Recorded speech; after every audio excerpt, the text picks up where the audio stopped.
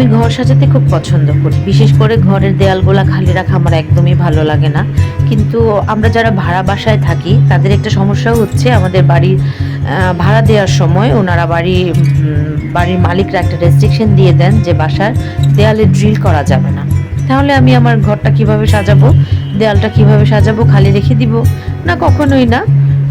আমি একটা উপায় বের করেছি, সেটা হচ্ছে আমি আমার ঘরের দেয়াল সাজানোর জন্য আমি খুব অল্প ওজনের কিছু জিনিস জোগাড় করে মডিফাই করে তৈরি করে নিয়েছি। আবার অনেক সময় অনেক ফেলে দেওয়া জিনিস থেকে অনেক কিছু তৈরি করেছি। যেমন আমার বাসায় একটা তুলসী গাছ ছিল, তো সেটা যখন মরে গেল দেখলাম ডালগুলো খুব ভালো লাগছে, তো ওই ডালগুলোর মধ্যে আমার ছোট ছোট রঙের কৌটাগুলো একটু রং করে ঝুলিয়ে দিয়েছি, এতে করে জিনিসটা অনেক সুন্দর হয়েছে এবং ওয়েটটাও কম হয়েছে।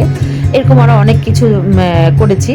তো এইগুলো আমি ন্যানো টেপ দিয়ে আমার বাসার দেয়ালে সেট করে নিয়েছি। ন্যানো টেপ দিয়ে সেট করলে যেটা হয়, আপনারাও দেখবেন যে অনেক শক্ত হয়ে সেটা সেট হয়ে থাকে দেয়ালে, সহজে পড়ে না কি। আমার বাসায় আমার প্রায় 8-9 মাস হয়েছে, এখনও কিছুই হয় নাই। তো এতে করে যেটা যেটা হয়, আপনি বাসায় ড্রিল না করে আপনার দেয়ালগুলো খুব সুন্দর করে সাজিয়ে ফেলতে পারবেন। ধন্যবাদ।